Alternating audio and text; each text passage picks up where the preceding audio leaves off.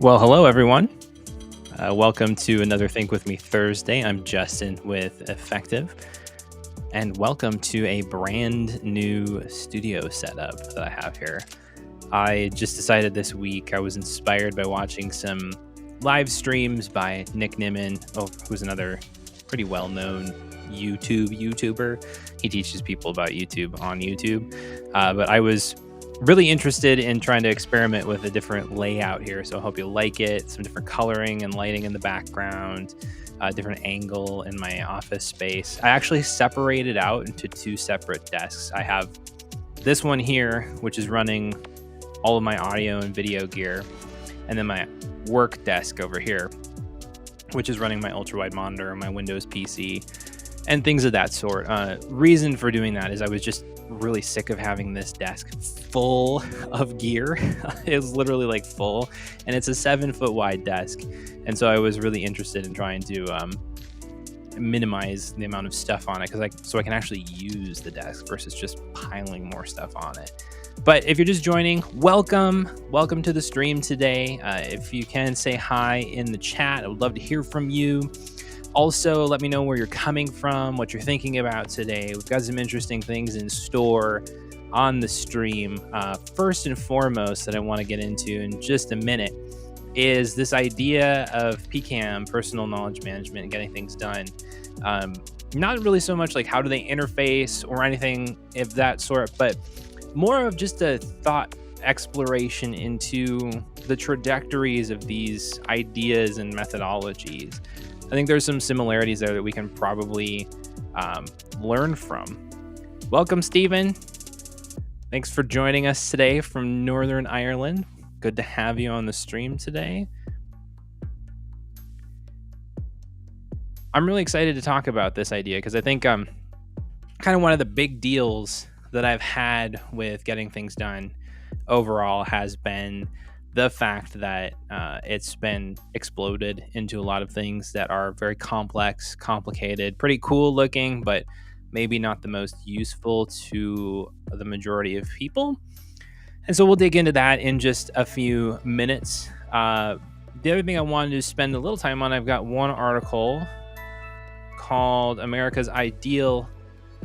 Well, what America asks of working parents is impossible. It's funny, the title tag on the browser tab and the actual title of the article don't line up.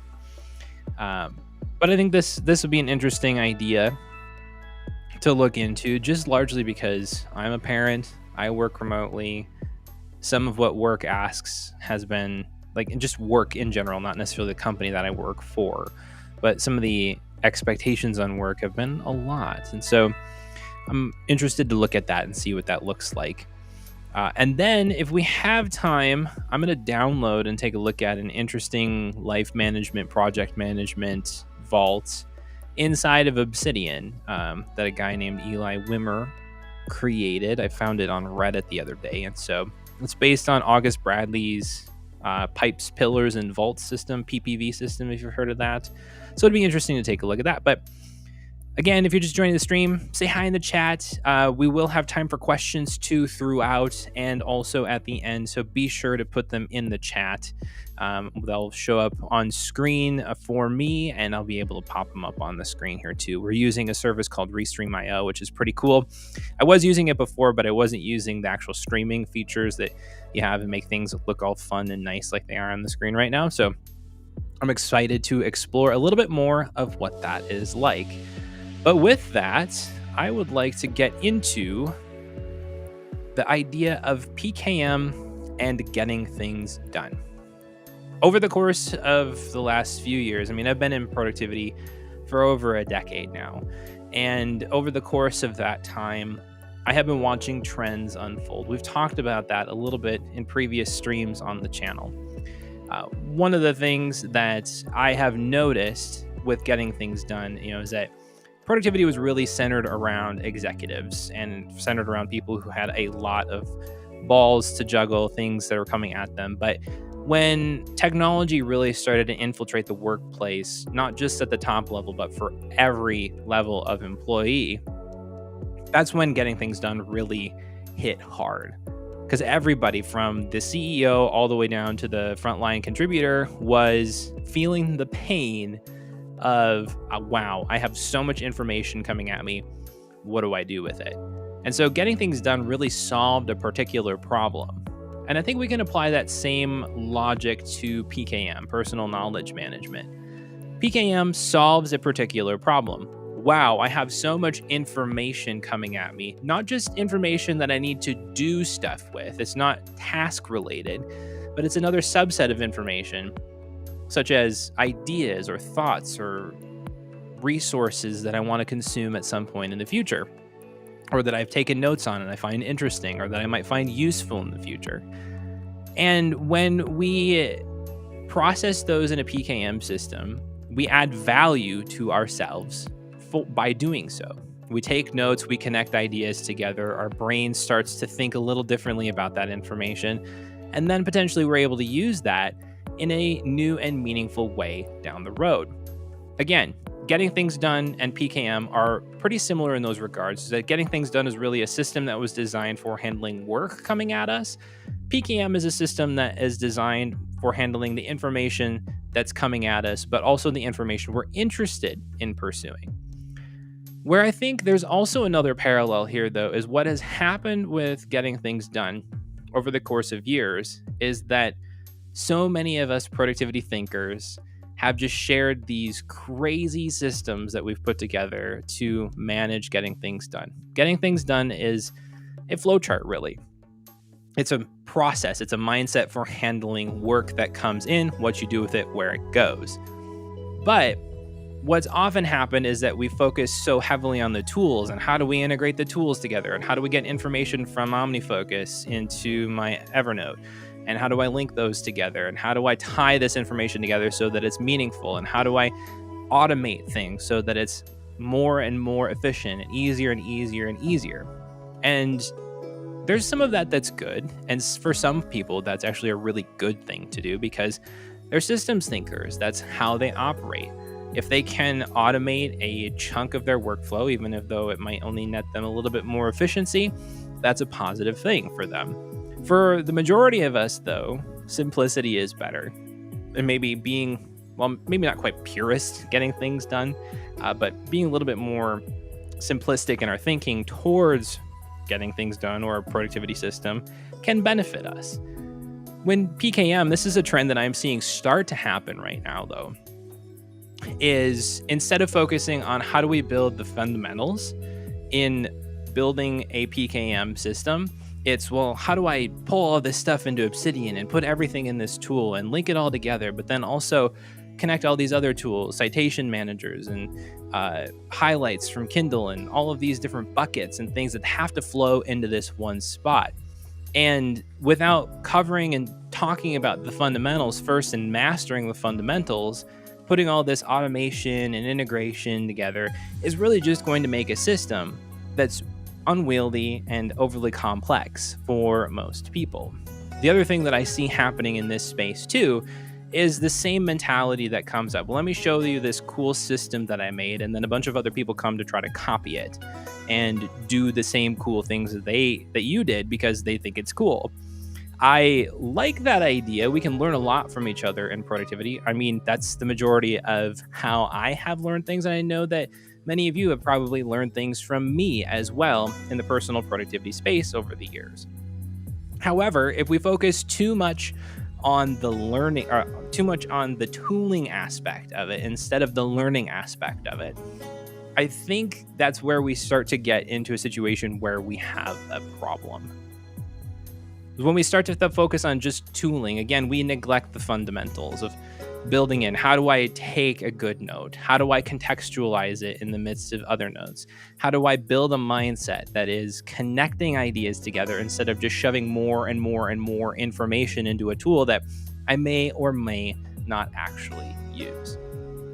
And so these trends, I think, are things for us to watch for as time goes on with the PKM movement, with productivity in general, because, well, I think we're going to end up in the same place if we don't actively check ourselves. The same place that we ended up with getting things done in the productivity movement. It's just going to be a lot of, well, just do these 10 things and just do these steps and follow this particular methodology or this system to make systems work for you. And we're going to lose the uniqueness of each individual person in the midst of doing that. And not to mention the fact that we're going to, again, neglect the fundamentals of actually taking notes in and doing an effective job of processing them.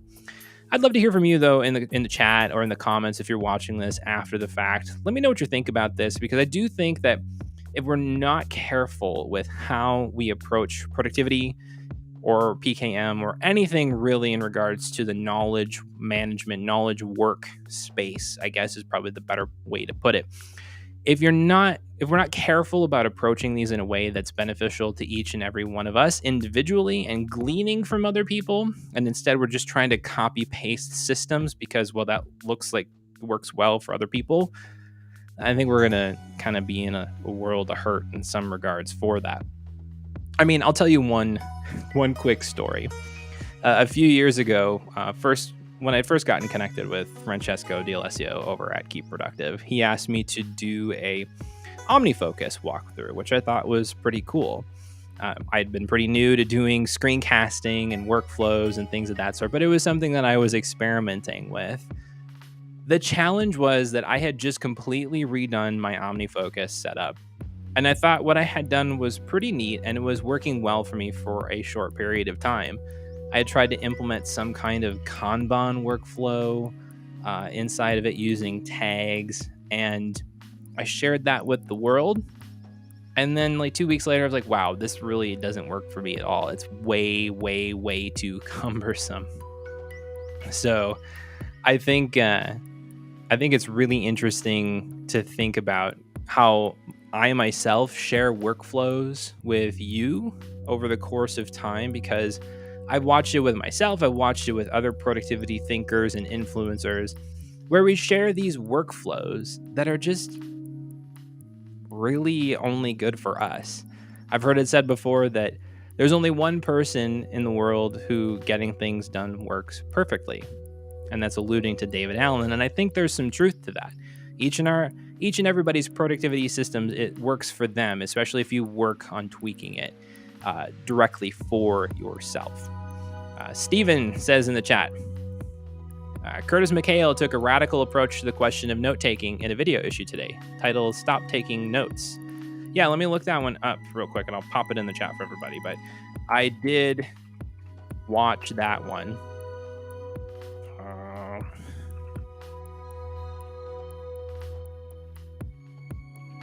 And I thought that was a really interesting idea. I think he really hit the jackpot on this video too, because he just got over 1,000 views on it right now. But I just posted the link in the stream chat. If you haven't had a chance to watch this video, do it. I think it's really interesting. What Curtis talks about is how we often take so many notes and without really giving thought to it, that we don't really actually find value in it. I used to do this all the time. I really got caught up into what's called the collector's fallacy. I don't have a good definition mentally here, but let's define it here real quick on stream here. Let's see. Yeah. So this is from Zettelkasten.de, which is kind of the place to go for Zettelkasten information. I'll pull it up on stream here. This is going to get a little funky for a second, so I apologize because I haven't quite figured out this workflow quite yet. All right. So this is the article here. It's called The Collector's Fallacy by Christian from a number of years ago, 8 years ago now. On Zettelkasten.de, but he says here, there's a tendency in all of us to gather useful stuff and feel good about it, to collect as a reward in itself. As knowledge workers, we're inclined to look for the next groundbreaking thought for intellectual stimulation. We pile up promising books and articles. We store half the internet as bookmarks just so we get the feeling of being on the cutting edge. And they call it the collector's fallacy. I really agree with this idea. of the collector's fallacy being a thing, uh, because um, well, when we dive into it, for example, let me back up to an example here. Talking about Evernote. Evernote has kind of gotten the name that it's the junk drawer of the internet. Same thing with Instapaper. This is what happens with these services that you can just clip stuff into.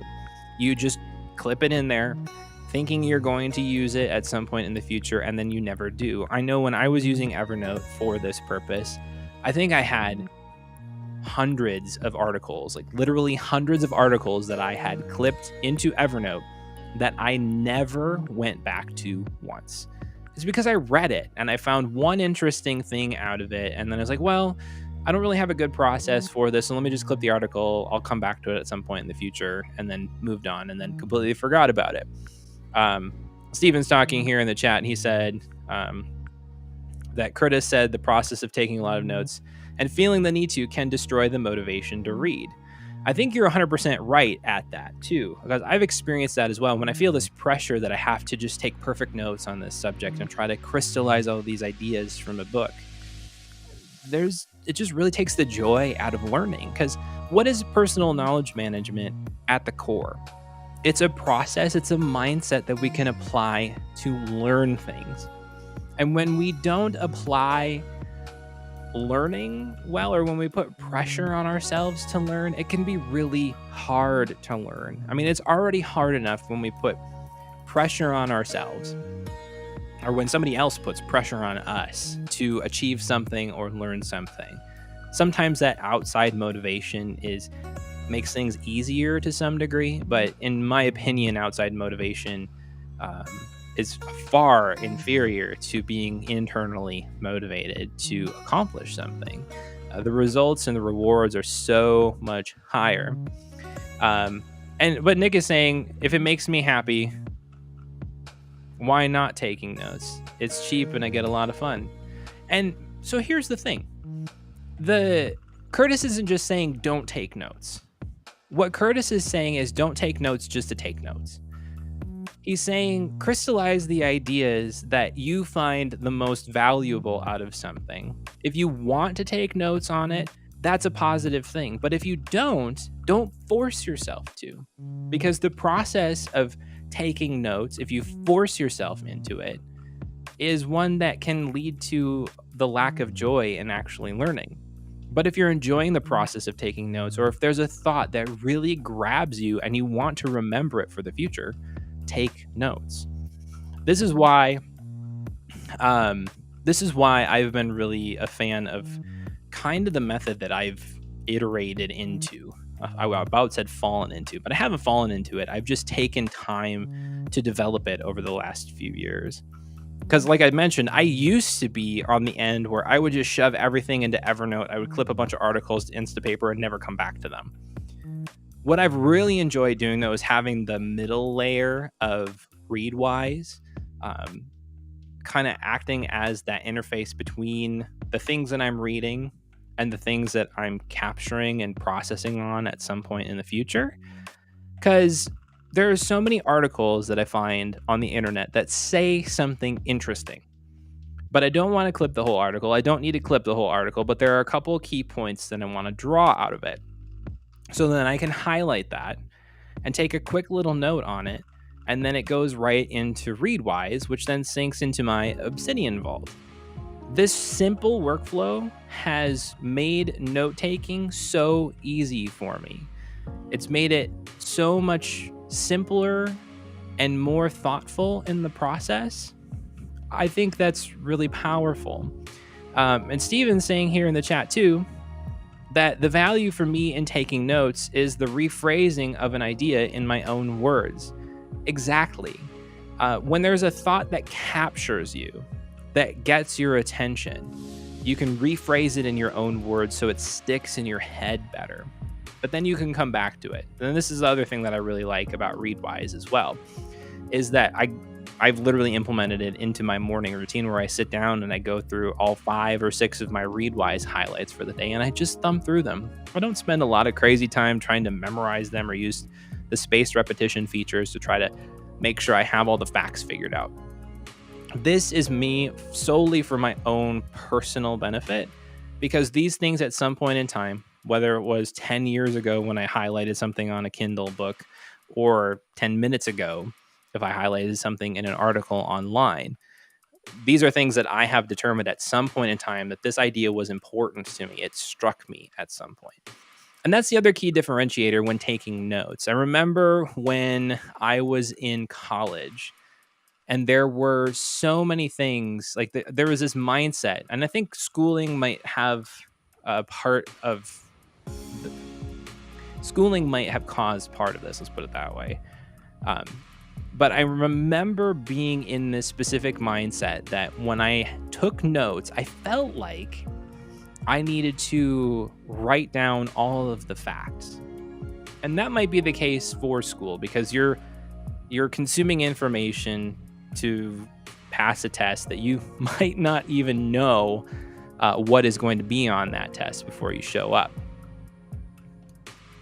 But when you get into the real world, when you get into the work world, when you get into adult life outside of school, that's not how it works anymore.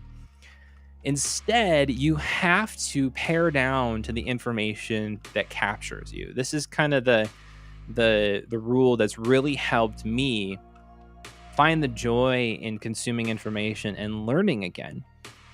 It's that I focus on the information in a book or an article or a video that really draws my attention.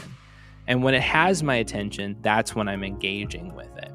So if there's really helpful information from a YouTube video that I'm watching about how to build a content strategy, because that's part of my full-time job is marketing and content strategy and all that fun stuff. If I'm watching a video to try to level up my skill set and how to approach content strategy, then there might be little bits and pieces of that I want to crystallize into notes so that I can come back to that, refer to it, and use that as an actionable guide for me at some point in the future. Or if I'm reading a book, a nonfiction book on business or another topic that I'm interested in, I'm not necessarily focusing on getting all the big picture pieces, but I'm focusing on what, again, draws my attention. If we can shift our focus away from just trying to capture as much information into our systems and our minds to try to build this external apparatus that can help us search through everything that we've ever come across on the internet that might have potential value at some point in time, if we can transition away from that to being thoughtful about the things that we're capturing, to take notes on the things that truly capture us, get lost in the process of learning, but capture the value of our learning along the way, then I think we're in a much better spot. Because I guess kind of coming back to the topic at hand too with PKM and getting things done, this is also one of the things that I have struggled with personally with getting things done and productivity, is the idea that you have to capture every little thing that comes into your mind so that you're not storing those things up there. But what happens is when I capture those things, I have a hard time coming back to them and saying, that's not relevant now. Oh, that's not relevant now. So then I end up having a list of projects and tasks and things of that sort in a task manager that's way too large. I think this is really one of the struggles of today's modern life in general, is the fact that we have so much information, we have so much stuff coming at us, and so little clarity on what's actually valuable for each one of us that the challenge becomes, how do we sift through all of this? How do we get above the noise and to find what's most important? But that is really my thoughts on PKM and getting things done. I think there's a lot of good things happening in the productivity world these days. I think there's a lot of great things happening in the PKM world, the tools for thought world, whatever you call it, the second brain world. It just depends on what influencer you talk to, what the name of it is. But PKM, I think, is the one that's stuck personally for me. There's a lot of good stuff going on here, but I think if we get too lost in the details of putting together systems that integrate together and all of that, that we're going to neglect the fundamentals, which is really the joy of learning, the joy of digging into topics, the joy of taking in things, consuming them and chewing on them, mixing those ideas up, and spitting them out again into something useful. I guess that's kind of a gross terminology to use, but you know.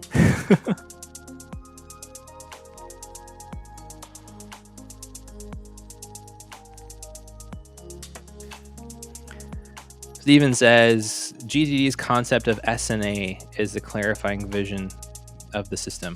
What's SNA? Actually, I haven't heard that acronym before. I'd love to hear a little bit more from you on that one, Steven.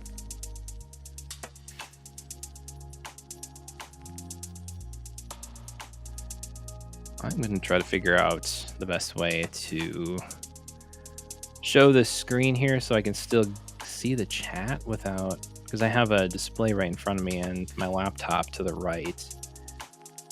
Significant next action. Okay. That makes sense.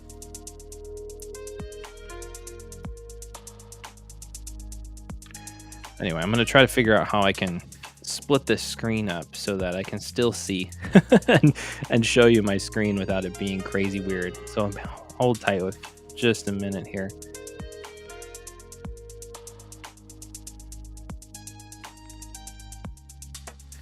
And try to re-share my screen.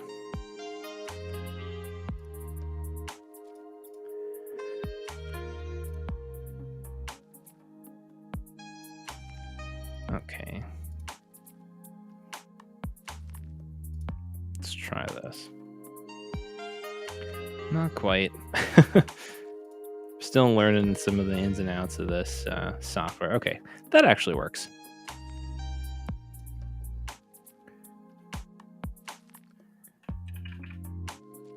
Thanks for bearing with me on this.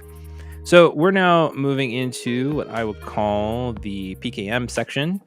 Arlen, thanks for the question. We'll get to that in just a moment.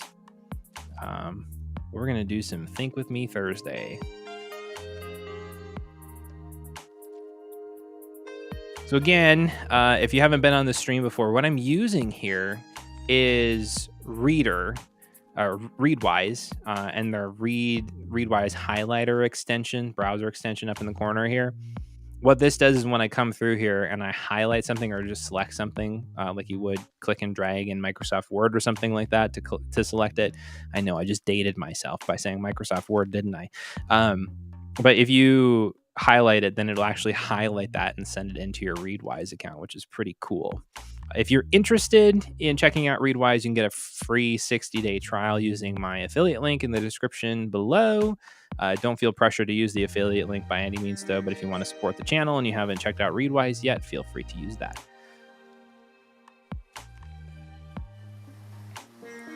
Okay. Come back to that one.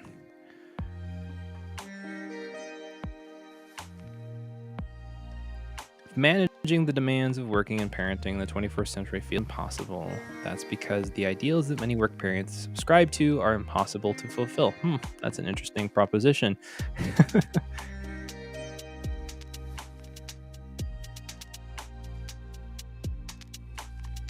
Okay, these are the myths here.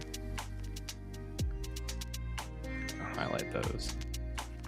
These myths are that the ideal worker has no competing obligations that might get in the way of total devotion to the workplace. Perfect parent who always puts family first. And the ultimate body, which is cultivated through diligent dieting and exercise. It doesn't deteriorate with age. So this, I think, is actually really interesting because all three of these myths are things that the productivity movement have tried to address. How do you work perfectly? How do you be perfectly present? How do you have this perfect body? I don't like to pick on people particularly, but when I hear these three things, I think of Tim Ferriss, just because these are the things that he's really focused a lot on. Again, I don't want to put him down by any means like that. So don't take it that way. But it's more of just drawing a conclusion between the ideas.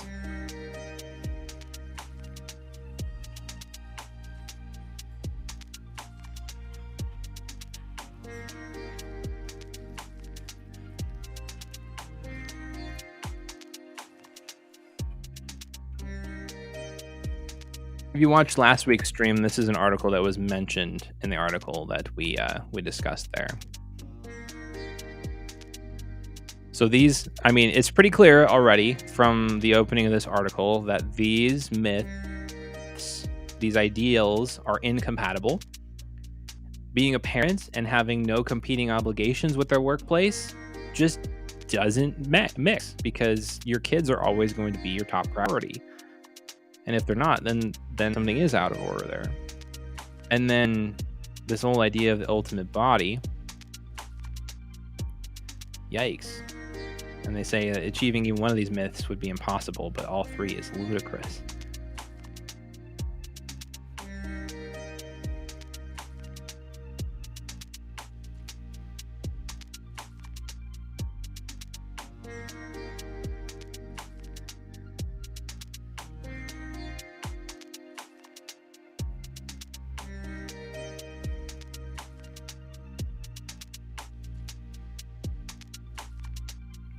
Wow, this would be really hard here. My kids are just starting to get into the school system, but to have this granular level of look at a kid's performance would be really challenging. Because you get lost in the details instead of seeing the overall trajectory. This is one thing too, like when it comes to measuring performance. And okay, I'm doing meta levels here, so bear with me for a second. I do this when I think sometimes, but one, when you get into measuring performance at such a micro level, you lose sight of trajectory over the course of time. We really shouldn't be measuring progress in ourselves over the course of days and weeks or single instances. It's more of a way to measure. We should be looking at ourselves in terms of months and years, really, when it comes to overall progress. At the beginning of the school year, am I better off than I was at the end of the school year? If the answer is yes, then great, progress was made. But if we look at the end of the day compared to the beginning of the day, we usually don't see progress, and a lot of times there's lots of failures along the way there. Going another level higher, we often do this to ourselves too, as we put so much pressure on ourselves to show performance in a short period of time. That's just not tenable for people long term, because again, we really only make change over the course of the long term. And if we're trending in the right direction over the course of months or years, that's a good thing. And if we're not, then we need to make changes. The whole idea of like lead and lag measures for goals that kind of applies to this. For example, you have a lead measure a lag measure is what happens as a result of your actions. So a lag measure in this instance here would be I got a 10 out of 10 on a test. A lead measure then would be I studied for that quiz and that test. And I studied every day for that. That would be a short-term indicator of a trajectory that you're on.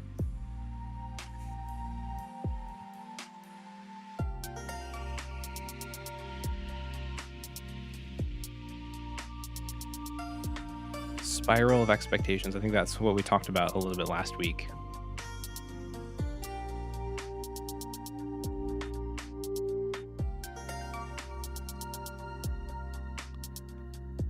This is interesting here. He's talking about spirals of expectations that start with technology and that give people another way to be available and in touch. First step is that you get a new tool and you choose to use it in a way that enhances your sense of self or what's important to you. Yes, this often happens in both productivity and in the work world. This, I think, is heavily related to digital minimalism.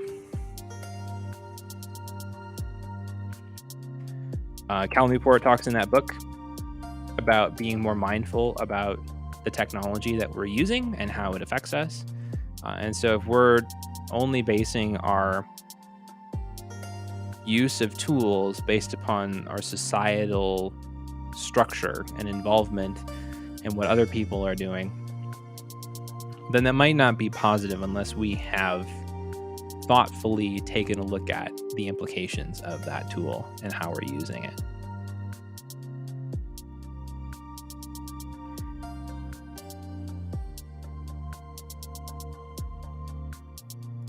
We went through a lot of this in last week's live stream. If you want to take a look at that, there was an article that was related to this. I'm not really seeing too much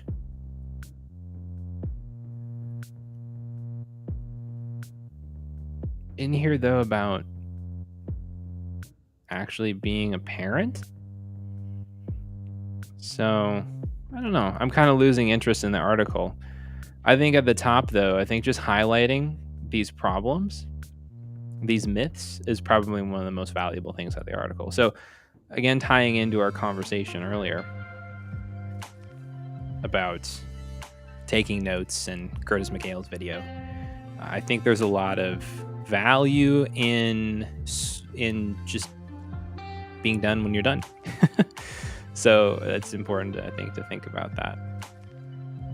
We'll take a question here. Arlen posted one in the chat. Put it up on screen here. How do you handle emails that have information you want to have in your Obsidian vault, or details from an email that is tied to a to-do in Obsidian? Lots of action items from email for me. Well, this is kind of an interesting question. Thinking about email. I mean, there's kind of, I don't really do this. For example, I just tend to keep all of my stuff in email, and then I'll reference it in a note or in the task manager if I need to come back to it. But I tend to keep my systems fairly compartmentalized in that regard. I don't try to bring everything all into one place. So if there's an email, I try to just keep it in my email system instead of copying it in somewhere. That being said, I think there is some value in trying to tie those things together. If you're using a mail client, if you're using Gmail in particular, being able to link directly into that message is probably the most valuable thing you can do inside of Obsidian. Just plop a link there if you don't want to copy the whole contents. You could copy the relevant bits and then link to it if you need to get back to the whole discussion thread or whatever you need. If you're using other email clients with another provider, if you use, I think, Spark for iOS, even Airmail, but I wouldn't necessarily recommend using Airmail just because I've had not great experiences with that in the past. You can get an app link to those, even on iOS Mail, I guess you can now. I haven't used it for a long time, but you can just get a link to those there. That's really the best way that I would recommend handling those types of situations. To have email outside of your system is probably better, and then just copy in the highest, most relevant items, because otherwise it's going to be too tedious to try to handle that, I think. So that's what I would recommend doing there. Nick in the chat is talking about trying to integrate note-taking process into messaging. I think this is the future of productive and deeper conversation and discussing. If I see how a message evolves in other vaults, it motivates me to continue conversation. It's a really interesting idea. Thanks for sharing that, Nick, by the way. And again, if you're just joining the stream here too, whether you're watching on Twitter or LinkedIn or straight here on YouTube, say hi in the chat or the comments. Let us know where you're tuning in from. I would love to hear from you. If you have questions about productivity, PKM, life management, all together, just pop them in the chat. We will try to talk through them in the course of the rest of the stream today. As I mentioned here, I've been trying out this new studio setup today, and I'm really liking it. The only thing that I'm finding that I'm missing right now is Stream Deck integration with Restream. I've already sent a message off to their their support saying, hey, your other competitors are doing this. Because instead of me clicking around here in the middle of the stream, which is really kind of clunky. I can actually just hit the stream deck right in front of me here. I was going to try to have my GoPro hooked up so you can get some other angles in the midst of this too, but I had to swap computers at the last second to try to get this to work. So unfortunately, that didn't really pan out very well for me there. All right, so I'm going to again try to figure out the best way to handle this. Okay, I'm going to pull this up a little differently, so just bear with me a moment.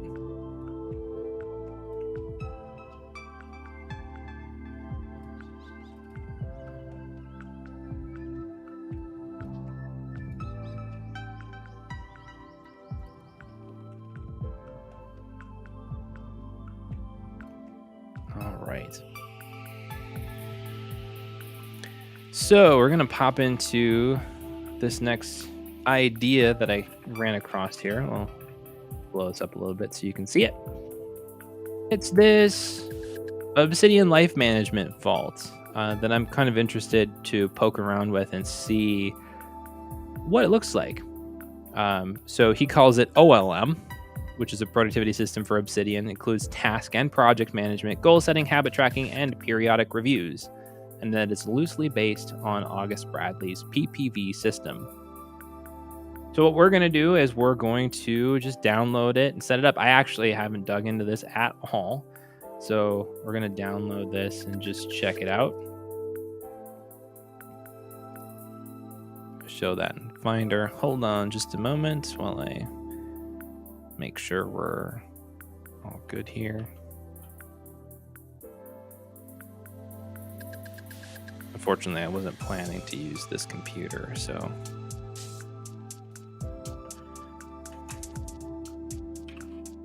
All right, so we've got Obsidian, and what I'm going to do is I'm going to open up a new vault. Let's see how this goes for us here. Okay, go to Documents and Vaults. Here we go. Pull this over. I'm gonna zoom in a bit. Go to light mode so it's not so dark.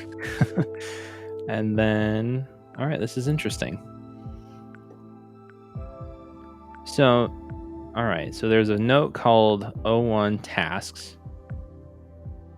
And then I think what I need to do though first is go back into community plugins and turn off safe mode. That popped up, but it wasn't letting me do it. Okay. All right. We'll figure that out later. I have no idea what that was. Well, it looks like there's a cool set of plugins in here. There's the banners, buttons, calendar, data view, folder note, hider, icon finder. Uses the minimal theme. Obsidian Git, natural language dates, periodic notes, quick add, style settings, supercharged links, tasks, and templater. I'm going to close out of the tasks note here. And I am going to just have a look through the quick start. If you have any questions about this while we're going through it, do be sure to put them in the chat. I'm happy to look into anything here. So it says basic usage, done via the home page, found in the left sidebar. Okay, so this is the home page over here, which is a really cool idea to put that over there. Task dashboard, right panel. Oh, that's clever as well.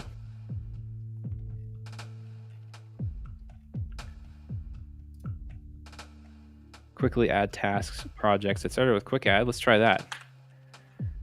Oh, nice. This is cool.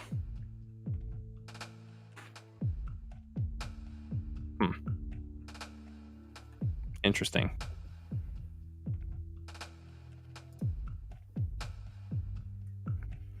Shift click, top level folders. Okay. Calendar to create daily note as usual. Makes sense.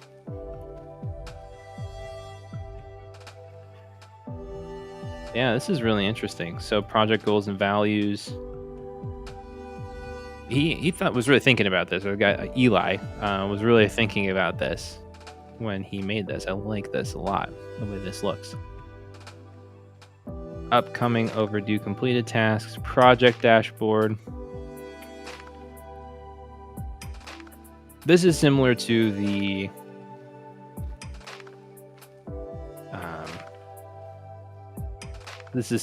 video that I did a few weeks ago about project management solution inside of Obsidian, but this is a little different. I actually kind of like this because one of the things that I have been trying to figure out, and I'm currently using ClickUp for this, and it's not 100% where I want it to be, I'm finding, but it's most of the way there, is the ability to tie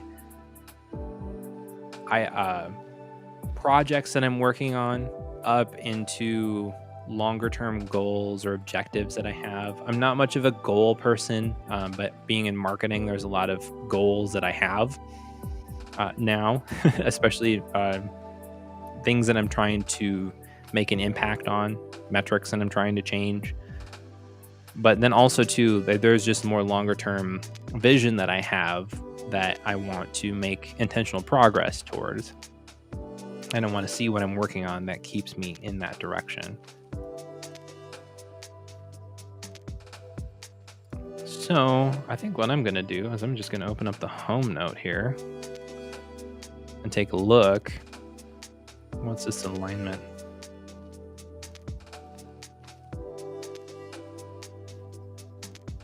Okay, I love the tables in this.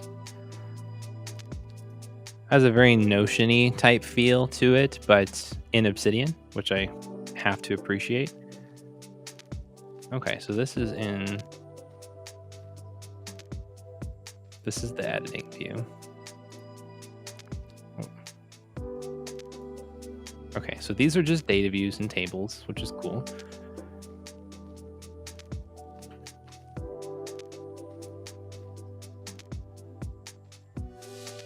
And it's fairly simple. It's got a habit tracker built in, which is all right. I'm not a huge fan of daily habits. I mean, I do daily habits, but tracking them is a whole other conversation for me. So you have the values. You can get into, these are really simple. I actually quite appreciate that. One of the things that I had with the other project management vault that I found for Obsidian was that it was very complicated as far as how it integrated together. It was really powerful, but when it came down to it, it was really, really, really hard to figure out how to make modifications to that if you didn't already have a software development mindset. It's one of the challenges I think that I have with trying to run project management of some sort inside of Obsidian is that a lot of it requires manual thinking and writing out queries, things of that sort. I just want something to work for me. I mean, I have a technical background. I have a degree in computer science. I understand to some degree how to develop software. So I don't really have a problem getting into the specifics of that. But when it comes to getting work done, I don't want to be working on my system. I want to be working, at least ideally. And so the more that I have to tweak in a system, the less time I'm actually spending working. But the benefit of it too is that if I have the flexibility to just build what I want, then I can get what I want instead of having to be locked into something that somebody else made and the way that they think through it. So these goals here, okay, this is really handy. This is very in line with what I have been thinking. This shows the goal that you have, the why behind the goal, the deadline. Not super keen on that myself. Personally, sometimes there are deadlines. I like more time frames versus deadlines, loose time frames, and then if it's complete. So let's face it, life happens, and half the time when you set a deadline for yourself, you don't meet it anyway, and so you end up discouraged. But if you say, hey, in 6 months, I want to be making significant progress in this direction, that's a heck of a lot easier to achieve. And then if you just keep making progress in that direction, you'll likely get to where you want to be. Or you'll end up in a different spot than you intended, but it'll be a better spot, because sometimes we don't have the foresight to know what the best place for us to end up is when we're pursuing goals.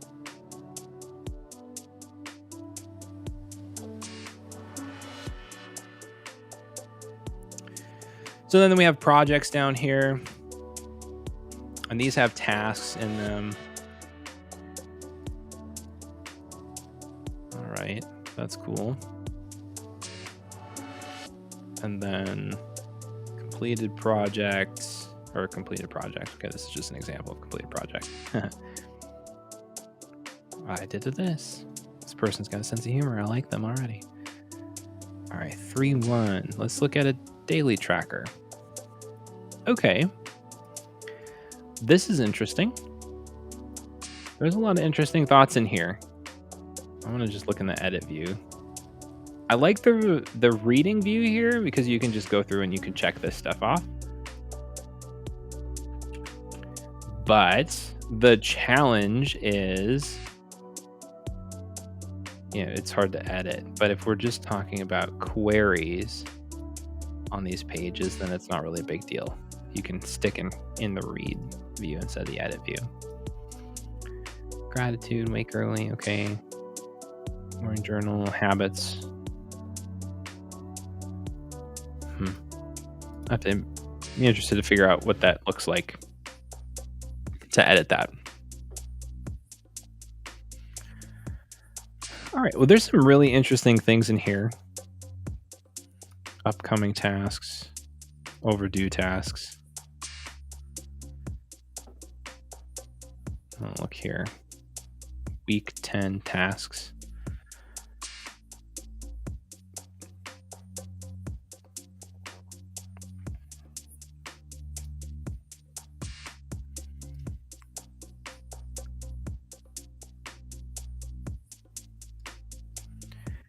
Okay.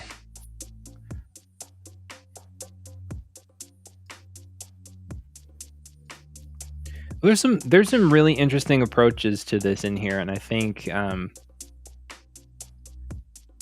can be this could be really valuable. I might actually experiment with using something like this. The only downside is that I'd really have to spend some time getting my head around how to use it.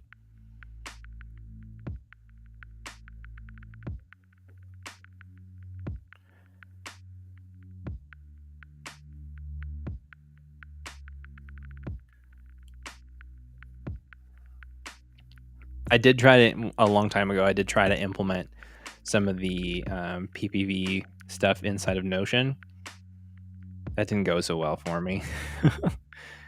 I am very much a keep it minimal person when it comes to a lot of this stuff. And the more I try to interlock things and interlink things, the more I get gummed up in actually doing the work, and it starts to feel stressful to engage with my system instead of helpful. Because these are tools. They're tools that are there to help us get the work done. So it should get out of the way more, is what my philosophy is on it.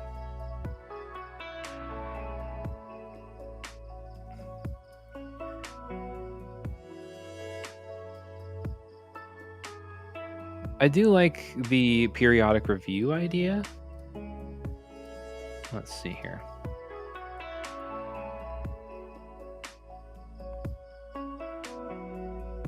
Okay, that's interesting.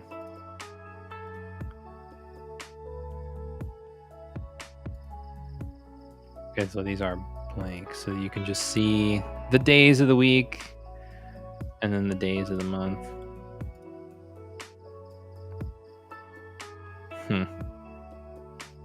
Okay, the weeks and the days for those. That makes sense.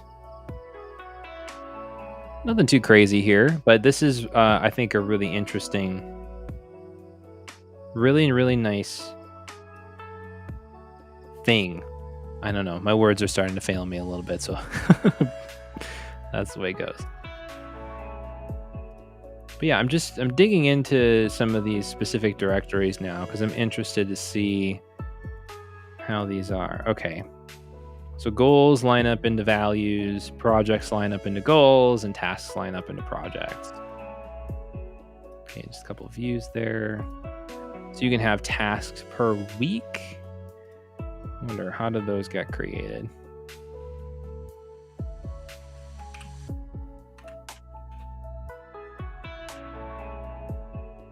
And where is the inbox? Okay. I see. Task to inbox.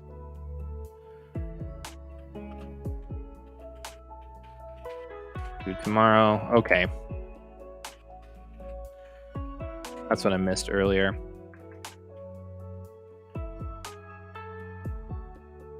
Okay. I like the use of emoji for the priority level. We'll do that one more again.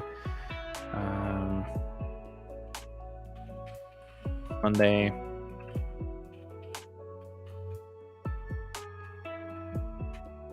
Yeah, that makes a lot of sense to do that. It's a nice visual indicator too, without having to use tags, because I think tags can be really clunky for something like this. But using an emoji to show a priority level and then sorting by that or querying for that in particular, I like that. So if we do upcoming tasks, you can see here, and then if I go back to, let's see, top tasks. Let's find the calendar. Try to open up a note for today. Periodic note. Open daily note. Okay. Top task. Let's see here though.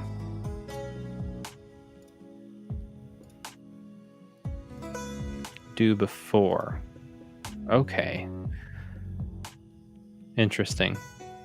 Okay, so the due date is really a due date, D-U-E, instead of a due date, D-O, or a scheduled date.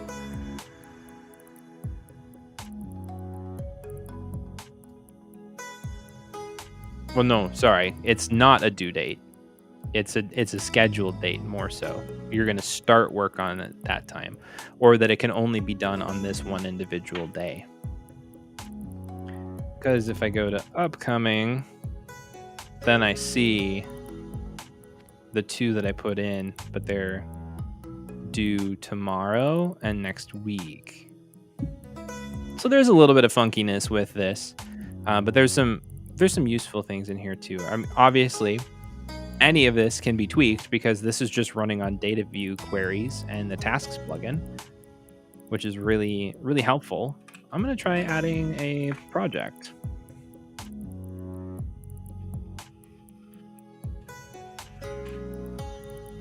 Deadline. Yeah, so this is where I get a little sketchy with the way this handles. I mean, again, you can edit all of this, but if someone's going to build something and I'm going to adopt it, having to put a deadline on everything works for some people, but for other people like myself, it does not. Let's do 3 months. Link to related goal. Now, what do I do with this? I have no idea.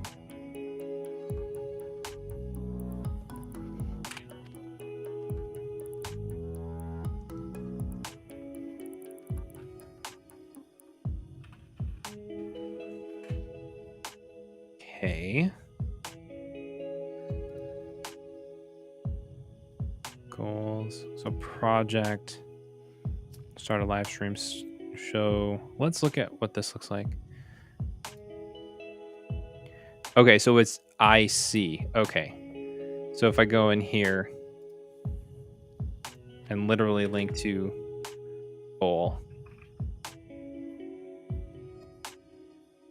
Okay, cool stuff, for example. That's what we're looking at. and looking for.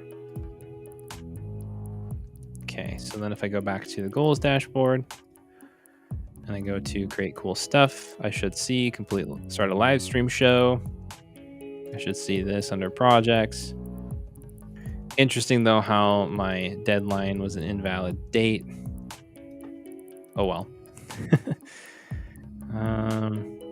We'll do 22, 06, 1. Projects.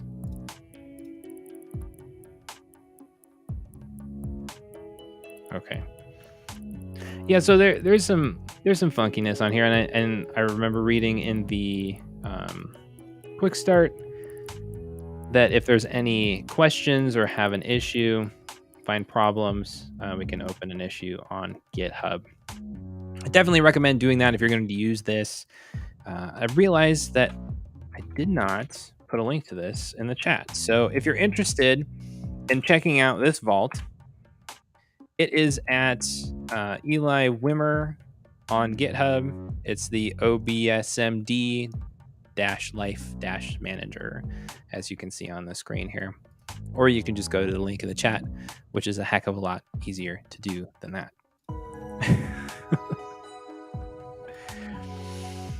Well, I'm going to start wrapping up the stream here in just a couple minutes, but if anybody has any additional questions about Obsidian, productivity, personal knowledge management, life management, what we do here at Effective, do add them to the chat now. And this is the time that I'm going to plug as well that we just launched a brand new website with a membership. The membership is currently free, and you get access to all of our posts that we share, these videos, basically an email newsletter at this moment in time of the content that we're creating.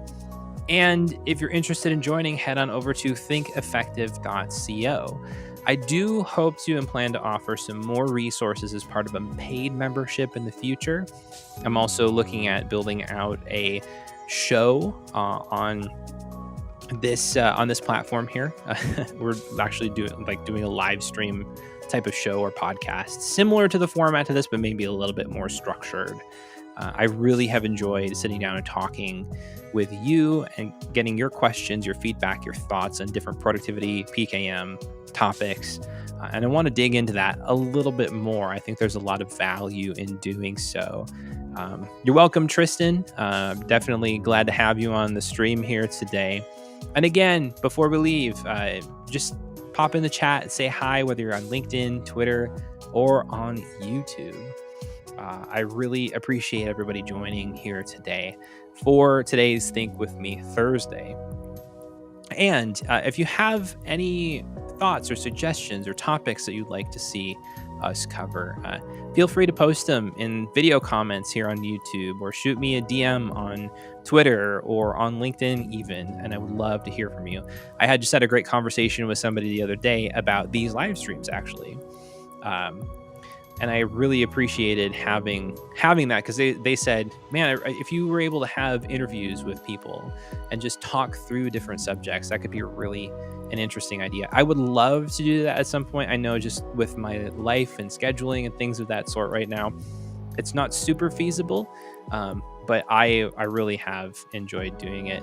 Mike, thanks for joining to the stream. When it's done here, you'll be able to go back and scrub through the entirety of it. We covered some interesting topics at the beginning, talking about PKM and getting things done and kind of the trajectory that they're sharing in some regards, though at different stages. And then getting into an article that really didn't produce a lot of interesting stuff that I thought it was going to. And then taking a look at the Obsidian Life Management Vault from Eli Wimmer. Nick, thanks again for joining the stream today as well. But yeah, we're going to call it a day. And again, thanks for watching this stream, Think With Me Thursday.